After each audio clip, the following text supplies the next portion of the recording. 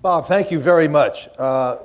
You gave us a lot of food for thought. There are a lot of experts in the audience that I want to turn to quickly, but let me just start by maybe asking a question or two and ask Bill Cline to do the same, then we'll open it up. You stressed the need for international coordination of regulatory reform, particularly on bank capital. Elaborate a little bit in two respects. What if that does not happen? How would a global bank like yourself cope? You talked about regulatory arbitrage. Would you literally have to make significant shifts in the locus of your activities if we wound up in a world where the US, Britain, France, Germany, maybe some of the Asians, literally adopt significantly different approaches to bank reform and particularly capital requirements? And if you can say that, what's your forecast? How do you think the process looks like eventuating in terms of getting serious international coordination? Well, thank you, but let me reverse them. I'm optimistic. Secretary Geithner has played a very important role in the G20. He has very broad respect. He knows most of the participants, and he's seen as someone that truly understands this area. He's recently met with Commissioner Barnier of the European Union, and while there is no commitment or guarantee, they have stated that they want to work together so that Europe, the UK, and the US can come together on what the next capital regulation will be, meaning Basel III usually is the word used there, when it will start, and how long the implementation time frame is. And I know Secretary Geithner would prefer, in my words, not his, but would prefer to see strong regulation implemented over a period of time rather than, if we're not ready for it yet, say in some of the banks in other countries, weak regulation. So set the goalpost where you want them and set an implementation time frame. So say Japanese banks and maybe German banks that are further behind have an appropriate time to catch up, particularly given the changing economic situation and fiscal situation in Europe. So I am optimistic. I think that the G20 is a framework that has been very encouraging to see work. And I think the second piece is, I think that's the kind of body, the regulators, that should be determining the capital rules, not statute. And I think it's difficult to determine something like capital ratios by picking trust securities here and something else there, rather than looking at the overall picture. Fred, we've seen many, many instances where capital arbitrage has worked against us in terms of the safety and soundness of the financial system. Europe was on Basel III. The US was not on Basel III. It created some big differences between the US banks and the European banks. And certainly I think it's important to have engagement with the larger banks from China, from Japan, from around the world on this. Okay, let me shift to one other item that you stressed. You emphasized the need to permit integrated banking to proceed. You made a powerful case for that. You mentioned, but did not elaborate as much, the need for sizable banks. As you know, one of the big debates in this whole issue now is, and you mentioned it, the question of institutions being too big to fail.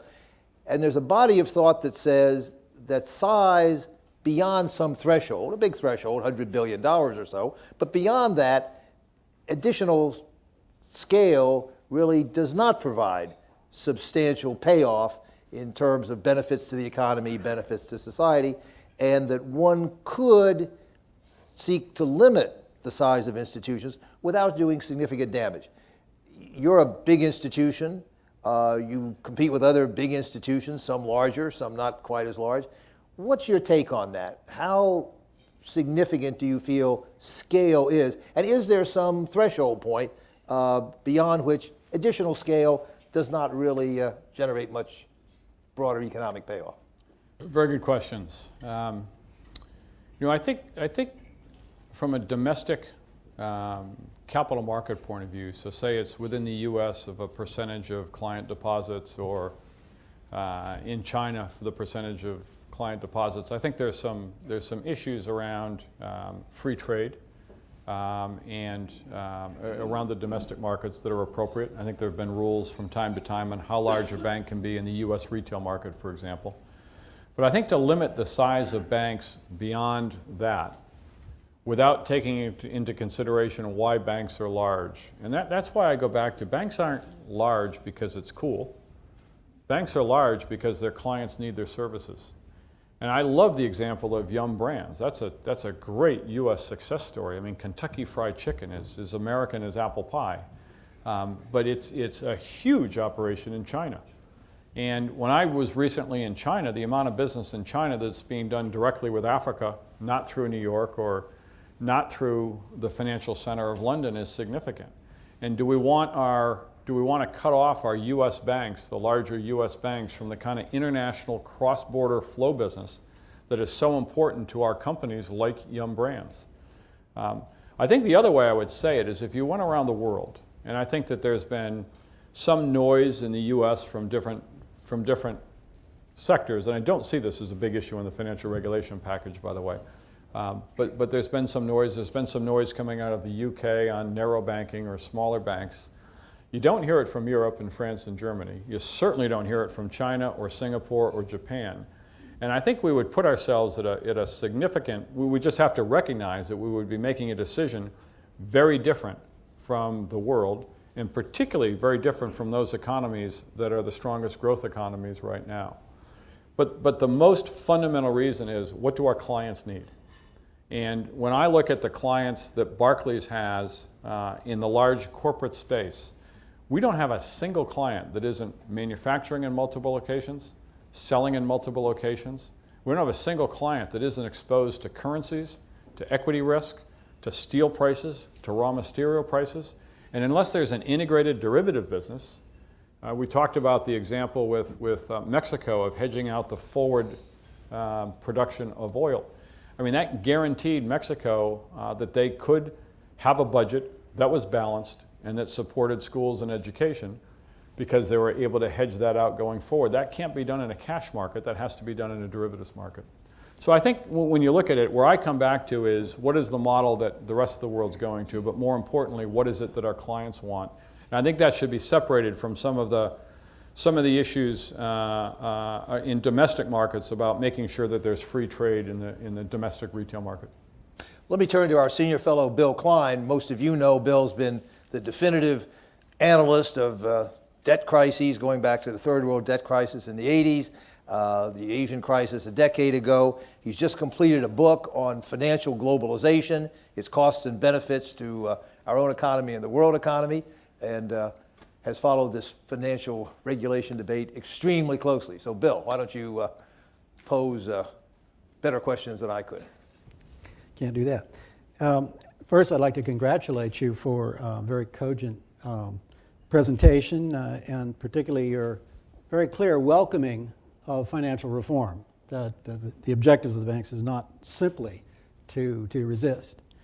I do think there's an interesting analog between the debate on fiscal and the debate on financial regulation. We've got, in the fiscal case, a clear division, basically U.S. versus Europe, on Keynesian measures to get recovery on the one hand, U.S., and the fear about the eventual consequences to ability to borrow from having high debt, and essentially the Rubinomics we used to talk about here. And similarly, in financial reform, you have a question of the pace. The IIF has apparently released a study, which I've not yet seen. It says that the Basel recommendations could reduce growth in the industrial countries by about 3% from the baseline by 2015. So that sounds a little high to me. There is some literature out there, there's a study by King and Levine in particular, that says as you go from the lowest quintile to the top quintile of the financial depth of economies, that you get about 1% additional growth rate.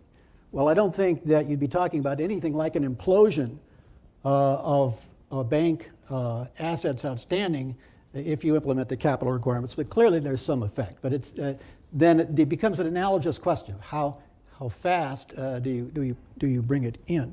On the fiscal, let me simply say, I think it's important to use the publicly held debt figure, not the total U.S. government debt. And that figure, it's gone from 53% not 83%, it's gone up to that, and by 2015 it'll be 75%, not 110%. It's still bad, but as Order of magnitude the same. as they say about Wagner's music, it's not as bad as it sounds. Let me follow up again on Fred's question. As you know, some of our colleagues here would like to see U.S. banks limited to something like 500 billion asset, 3% of GDP. That would mean that instead of 6 banks accounting for 2/3 of the assets in the U.S. Banking system, you'd have no one bank would account for more than about a 20th of it. I hear you, and you know, I was thinking, and forgive me for this, but I can't resist. We should go from a Wall Street, which is IBG, YBG, I'll be gone, you'll be gone, to IGB, CDB, which is Integrated Global Bank with Cash and Derivative Business, which I think is very, very important. But it does seem to me that there are proposals out there, the bank tax. We've now got proposals from UK, Germany, France, Obama's proposal. One could imagine that somehow having some progressivity with respect to size and with respect to riskiness. Now, maybe the moral hazard issue is exaggerated because the decision makers hold shares and the shareholders are wiped out when you have a collapse. And maybe the living wills solve the problem. But anyway, you've already, in a sense, answered Fred on this, but perhaps there are some additional dimensions there. On derivatives, it's not clear to me why the banks can't provide their clients the derivative services without getting involved in holding the derivative assets themselves, which I think would come closer to the Volcker objective. But perhaps more broadly, you could say a bit more about what, in your view, is the appropriate domain of Volcker type of considerations and what isn't. But I do agree with you that a lot of this has to be dealt with by the regulatory implementation rather than being legislated, and I think you're probably right on such things as trust preferred and the 5%. Those are examples. Well, Bill, let me address Volcker a second. Yeah. I mean, I think there are aspects of the Volcker bill around should banks be able to own hedge funds or asset management firms, where we could probably debate till the cows come home whether that was part of the crisis, not part of the crisis, is important going forward or not going forward. But it's not systemically the fabric of a bank. So in essence, if it goes one way or the other, it's a nice to have or a not nice to have, but it doesn't systemically change how a bank operates. How we define proprietary trading does. And I'm in sync with Chairman Volcker in that we should be doing client business and that we shouldn't be running hedge funds. And in fact, selfishly, we made a decision in 1998 after the Russian crisis and LTCM that having separate proprietary trading groups didn't make sense. That was our decision at Barclays Capital. And we exited all those businesses well over a decade ago. So we're biased. We completely agree with that. I think the debate is around how is it defined. And I think it's very important to recognize that banks, to do business with customers, need to make markets and need to trade actively. And so we're just supportive of a clear definition. And my sense of where the legislation is going, and I'm sure I don't have the wording right, is that definition will be more in the hands of the regulators, which I think is the right direction to go in, rather than to try and define an activity by statute to have it defined by the regulators. But I think the concept of doing client-related business versus separate proprietary trading businesses we support. I think the devil's in the detail of how you define it. And I come back to my issue of trying to overly define this by statute has all kinds of unintended consequences. And I think the one other thing I'd like to say is, you said it with a little bit of a smirk that, banks want regulation. They do. I mean, I think there's been a bad hand dealt here that every time there's legislation, banks are working to find ways around it. Strong banks want strong regulation. We want fair regulation. But more than that, strong banks want strong enforcement. There was a lot of regulation in Europe and the US, around the world, that was perfectly adequate to prevent some of the practices that led to some of the banks that failed. And that makes me angry, because I think I was part of a management team that ran a very strong bank. And this impacted all of us when we had some of the things. So don't for a second think that strong banks don't want strong regulation and strong enforcement. We do. It benefits us. In fact, this debacle we've been through for 2 or 3 years has been no benefit to strong banks. Okay, let's open it up. Questions, comments, alternative views. We have traveling mics coming around. We have a standing mic in the back, so whatever is more approximate to you. Yes, sir, right here. Mic coming. Please identify yourself and then fire away. Thank you. My name is Mark Walsh. I'm a technology venture capitalist here in the D.C. area. You mentioned in your talk that mistakes were made, and it was refreshing, your honesty, to include yourself in those mistakes. What's the biggest mistake you think you or firms like yours made, and do you see FinReg specifically addressing that mistake? You know, I think my biggest mistake when I look back is some of the transactions that we put on our balance sheet. You know, we had some opportunities to create P&L for the organization, and they were customer driven in that we were taking collateralized loan obligations that were coming from a series of private equity firms that were doing great business, and then insuring them with monolines. And we ended up creating, for, in hindsight, a very small margin, illiquid positions on the balance sheet that were quite volatile. And I think that's the one I kick myself most for. And it was a classic example of, you know, free money creates bad behavior. And so where there's some policy issues there, absolutely. And I think one of the things as a world we have to be very conscious of is the importance of monetary policy keeping rates low for all the reasons that we know around the economy and around liquidity, with the unintended consequence of that being that money is too cheap. And I'm not blaming monetary policy, by the way. I made the mistake. I allowed them. But what I'm saying is system-wide, that was going on with individuals, it was going on with companies, it was going on with banks. Long periods of zero interest rates are not healthy because there's no consequence to activities. So I think, and there were others like that, but I would say that was the one that I look back and I just, you know, I say, how did you let yourself do that? Okay. Right back here. Sorry, can I say one more thing? Sure. That's where capital rules would be effective. And that's why, if I can say it, I would have had to have been a little tougher if those types of transactions were caught within the capital rules and I had to make a decision in terms of my capital allocation. I am a huge proponent.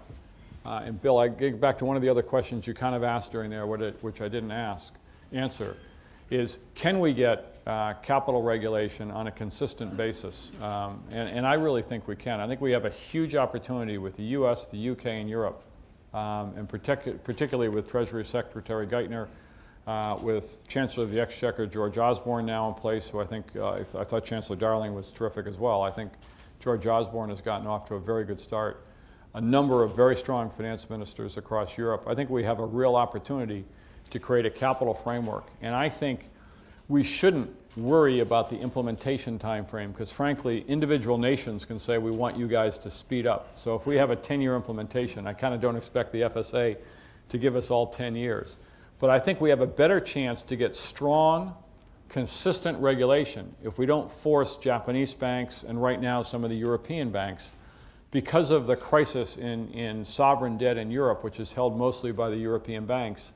If you implemented Basel III right now, they would not be able to lend. So I think they have to have a sensitivity to that. So it's a balance, and I think that could be better. I'd rather delegate to national regulators the timetable than what the rules are. With apologies to the next questioner, I'd like to just ask you to elaborate on that one more dimension because it's so important. You stressed the importance of capital requirements, Secretary Geithner has.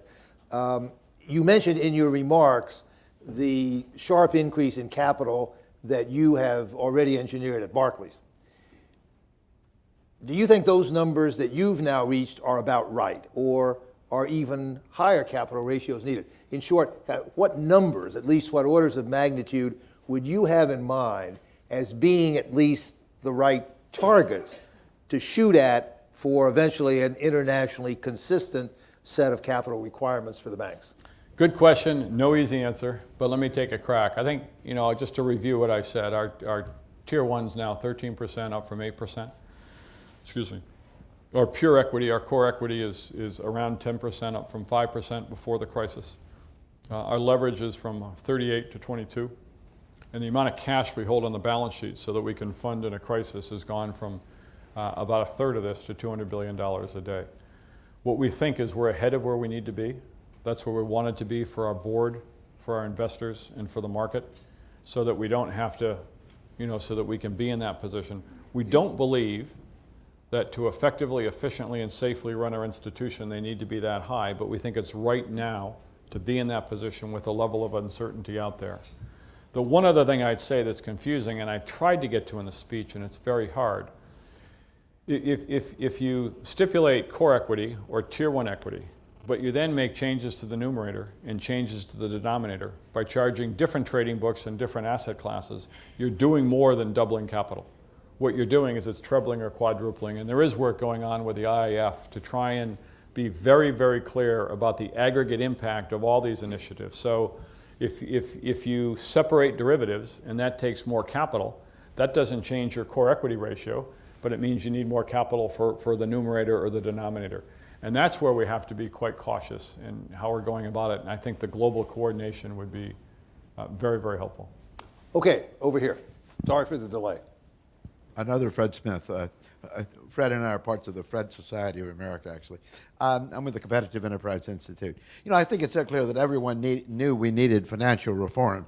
But what I guess I'm always surprised about is why the banking industry didn't push more closely for more balanced reforms within strengthening some of the competitive disciplines that result from a more competitive market, one less prone to be bailed out and with the distortions of Fannie and Freddie and institutions like that, and instead is trying to more or less say, okay, we're going to accept a higher regulatory burden, but we want to do it right. And some of the points you made, of course, clarified that. Why does business never really go forward and say, as long as Fannie and Freddie are around, we're going to have an unstable system, and some of the other things that Sarbanes-Oxley and so on that create burdens that are really foolish, and business never seems to try to recover lost ground in these policy debates?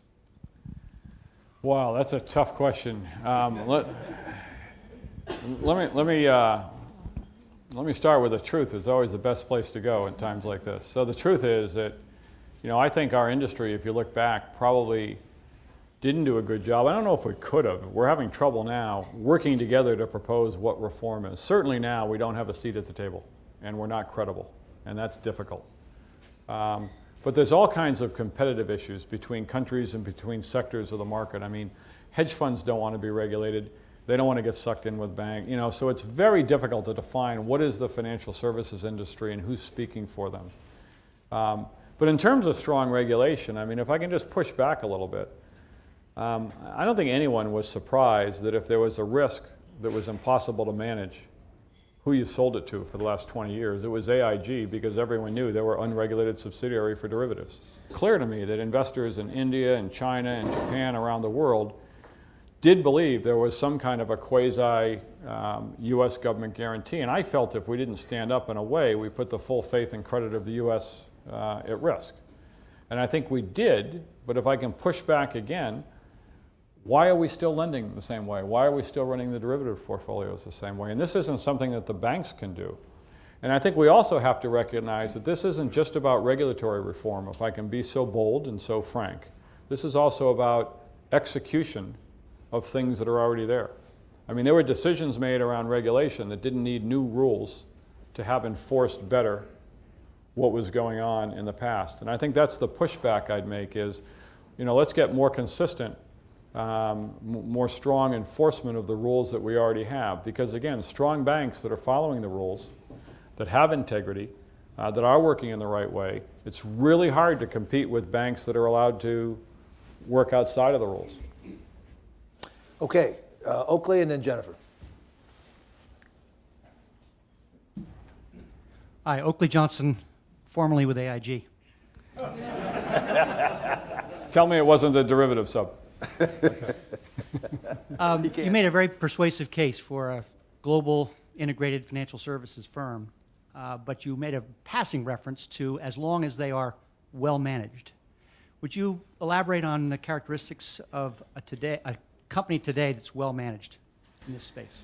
Well, it's around culture and it's around risk are the two most important things. So behavior and risk management. I think there's a whole lot else that goes into it. We've seen examples of firms that have done mergers and never integrated technology. We've seen examples but if you have the right behavior and culture from the top down, where you actually don't allow jerks and don't allow bad behavior, and you have really good risk management, then I don't think there's an organization that got into trouble.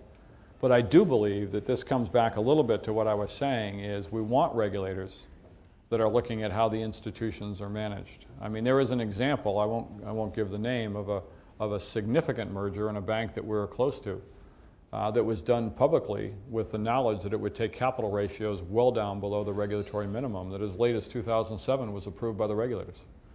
I mean, that didn't take a change of rules to say no. And is that around good management or, all these things come together. But regulation, I feel in the UK, our primary regulator is the FSA, and I think that the kind of relationship that we have with them, certainly over the last couple of years, is looking very much at business model management, the kind of things that I think are important. And I don't think that was a part of the regulatory framework in the past, to be honest. So this isn't about looking back and placing blame. But I do think it's important not just to have a good capital ratio, it's also important to be well managed. And so that's what I'm saying. If we have poorly managed institutions, whether they're in the financial services industry or in technology, they're going to fail. Jennifer. Hi, thank you. Jennifer Harris, State Policy Planning Staff. I'd like to pick up on your comments on AIG just now and turn them into a leading question on the Volcker rule, if we could. What I think I hear you saying about AIG is that sort of when we lifted up the hood, we actually found something that looked much more like a hedge fund trading derivatives than an insurance one. And so if the big lesson there was that we should regulate by activity rather than sort of face, then do you think that the Volcker rule sort of falls victim to the same sort of flawed logic of looking at the sort of form over function, specifically our prop desks where the riskiest activities are going on, or some might point to, frankly, like currency desks, and are there other hiding places for risk inside global hybrid banks that we're going to be missing? Which is by the way. Jennifer, you ask a fantastic question. Let me go to the first piece, and then I'll talk more about Volcker. You asked about should we regulate by activity or by institution. We are a huge proponent of by activity. I love the quote that I used in my speech of Secretary Geithner. I'll get a word or two wrong, which is that there is no case where banking activities have been removed from banks and it's reduced risk. You can look to the deregulation of the mortgage market and how few of those subprime mortgages were actually done by the core banking system as opposed to the non-bank banks. Now, the banks got involved in securitization, I spot you that, but the origination wasn't done through many of the banks. And it's going to be very difficult to be Barclays or to be JP Morgan or to be BNP Paribas and be restricted from certain activities that can grow outside of our walls unfettered, and we're just going to see the growth of an unregulated business. So if we're going to regulate derivatives, let's regulate derivatives, not bank derivatives. If we're going to regulate risk, let's regulate risk. So yes, I do think regulation should be by activity, capital rules should be by activity. In terms of the Volcker rule, I think, Chairman Volcker is a hero. He's an amazing man, and he's given me the time to have many discussions during this process. He's also very generous with his time and discussion. My issues aren't around the concept. My issues are around trying to regulate through statute, which should be done through the capital rules.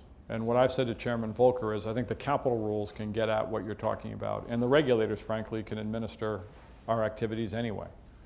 And secondly, it's around the issue of defining proprietary versus non-proprietary, I think is difficult. I think it's clear. If it's a separate business, separate capital, you're running an internal hedge fund, whether I think it caused the crisis or not doesn't matter. I think banks can live with that, and that's clear.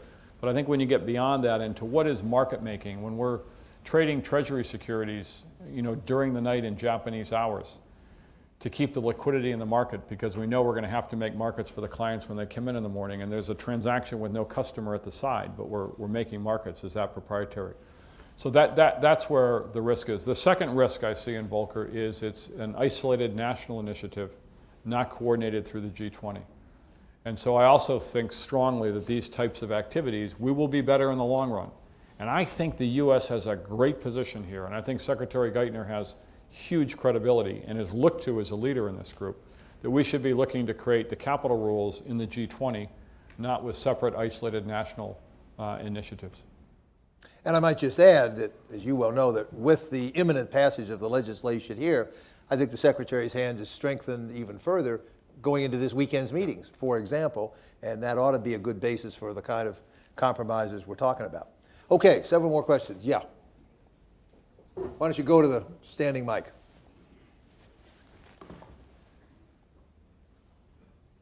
Thank you. My name is Gary Shinazi, recently retired from the IMF, now still focusing on global financial stability issues.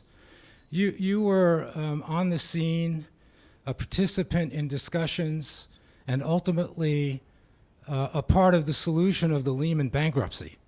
Could you tell us, beyond the most obvious of lesson, that we need a better resolution mechanism, both in the US and globally, what other lessons would you point to? All right, now I'll give you my observation. I'm not sure if I'm answering the question correctly. What was a shame, an absolute shame, was how strong the Lehman businesses were performing below some risk decisions that were made at the top, which were around commercial real estate, primarily commercial real estate. My recollection is it was about $60 billion of unmarked, illiquid, some equity, some fixed income, positions that were taken, if I can say it this way, in a back book, and about $10 billion in illiquid private equity positions. So this is to Chairman Volcker's point. Shares in owning shares or percentages of private equity or hedge fund. And that wasn't as much of value, it was completely illiquid. And here's the rub. When we did the Lehman deal, we realized on that Saturday morning, and I discussed it with Secretary Paulson and New York Fed President Geithner, they wanted us to do the whole deal for obvious reasons. They wanted Lehman rescued, the system to go on, and they didn't want government money in. And the first discussion I had to have with them was the illiquid private equity. It was valued on the books at $10 billion. If I was being harsh, maybe it was worth $9 billion, so there was $1 billion. I hate to say this, but that weekend $1 billion was a rounding error. It was not an issue. The key was, if we took that onto the Barclays balance sheet, it would have used more regulatory capital than the entire business of Barclays Capital. Because it was an SEC, it was the investment bank versus a bank, and they were regulated differently in the US, they didn't take any capital on that $10 billion in illiquid private equity. Had they been on Basel III, they wouldn't have been allowed to have those positions or the commercial real estate positions. So again, this kind of thing was preventable. Personally, I'm delighted that the Fed is the lead regulator, and I think the Fed has the respect from around the world. If you talk to the Bank of Japan or the Bank of Spain, the gold standard regulator is the Fed. And I recognize some of the issues that came through the crisis, but I am personally pleased and relieved that Congress saw through to change what looked like it was going in a different direction earlier on. And by the investment banks, and I think I have this right now, Morgan Stanley and Goldman being bank holding companies, they'll have the same regulatory structure. So we had a difference of two different regulators, to Jennifer's point, doing almost the same activities. And so Lehman's core businesses, the US broker-dealer, the part that we bought, were humming. They didn't have a lot of risk. They had great client turnover.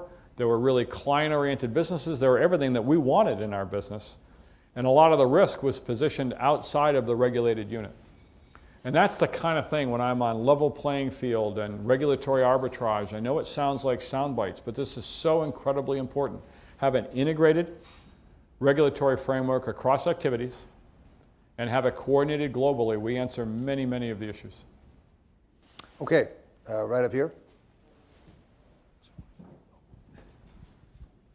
If I can just say one more thing to come back to that. I think part of that also goes back to the answer I gave earlier of, kind of that long-term low interest rate environment, we had been through years and years where every time bad risk was taken, somehow you skated onside because interest rates were zero and there wasn't the repercussions. And so I do think that the sooner the economy is strong enough to take higher interest rates, that will be positive from frankly, a macro-prudential point of view as well.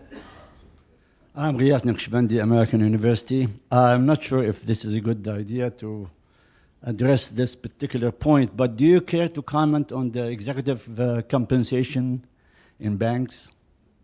Yeah, I'm delighted to talk about mine. It's been zero. Especially the differences. You're going to give me some? Especially the differences between the perception overseas, especially in France and the UK and the US.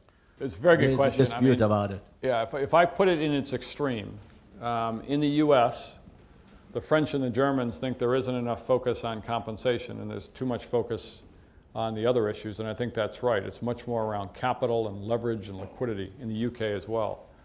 And I think when you go to Germany and France and you try and talk to them about leverage restraints, they couldn't care less. They just want to cut compensation. So there is an issue here between continental Europe, the U.S. with the U.K. Probably a lot closer to the U.S., which are looking for a framework, not a mechanism, if you will. Listen, I think the framework goes back to what we talked about earlier in terms of behavior. I mean, do I think compensation should be risk adjusted? Absolutely. Should there be large elements of deferral and look back? Absolutely. Should there be large tie-in to the firm? Absolutely. Should there be scrutiny? Being part of a UK-based institution, we have a non-executive chairman and a board that's non-executive. And ever since I've been there, since 1996, the bonus pool and the allocation of the bonus pool is reviewed and approved by the board. So there has been that kind of scrutiny over it. And I think what I would like to see is principles in enforcement as opposed to management of it. But I think all the things that came out of G20 and the FSA are appropriate and we support. I do think there's a big difference in Germany and France, by the way. Jessica? Hi, Bob. Thank you for a terrific speech. You're right to focus all of us today on structure because that's the agenda that's being discussed on the Hill and is so important in the next year or two. But you mentioned the FSA, and Adair Turner, the chairman, has really been receiving a lot of interest as he sort of looks beyond the structure questions and really raises much more fundamental questions about the role of the financial system and financial reform. And I won't tee up the whole agenda that he raises, but he's asking us to examine conventional wisdom, to look at the relationship, the real relationship between credit that's offered and growth. There are some high-powered credit decisions that you make, and there are some that are pretty trivial. And he's looking at the whole issue of liquidity and whether on the margin you don't reach a point, perhaps it's in nano trading in equities, where the completing of markets with more liquidity isn't actually terribly important to the rest of the world. So I'm just wondering, without going through it, whether sitting at the head of a great UK bank with Adair Turner speaking, what of those issues, if any, are having resonance now in your mind, and where you see all of this going after the structural questions come up? Thank you, Jessica. A little bit. I mean, I think, I have been pushing back from Davos to today on this narrow banking, and certainly the governor of the Bank of England has also talked openly about narrow banking. And I think it's important that if you look at most of the economies in the world, they want their banks to be players in cross-border trade and be able to help the companies from that country and the government from that country. And I think I gave enough concrete examples of why banks being big enough to support their clients is important. And I spot there's some domestic issues around that. I think for Adair, some of those issues are things that'll play out over a period of time. And I guess my hope is that we can separate getting effective capital regulation in place versus continuing to ask some of the bigger important questions, which I think we need to do. And I don't think it's happening now, but I think there was a risk of those things kind of coming together and making decisions that are a bit more philosophical or a bit more long-term strategic and debatable and academic, if you will, that are important. But we can't hold regulation until we solve those, and we can't jam those into regulation. So I think it's, while I don't necessarily agree with him on all of those things, and I think some of those are generated by the bad practices of banks that were poorly run and poorly regulated, I think they're absolutely fair to discuss. I would like to see them get separated and get the G20 moving and the countries moving. I mean, I think, for example, you know, I've heard that maybe by Friday we'll have a financial reform passed here, a good, strong financial reform bill passed in the United States. You know, getting it off the front page, getting people back to work and having certainty would be huge. And then that is kind of, to me, a trigger to allow Secretary Geithner to begin working in earnest. It's very hard for him to work in earnest with the G20 until he knows what the U.S. financial regulation is. So if this is passed kind of by the 4th of July, and then we begin working in July in the G20, I think we can pick up some momentum. And I believe that there's a heck of a lot more consensus on this. If you sat, you know, 10 important banks, 10 important regulators, 10 important finance ministries together, I think there's a lot more consensus than you'd think, you know, by reading the popular press right now. You know, as I said, Barclays is already in a position where we did realize that capital rules had to move, and they are. Barbara?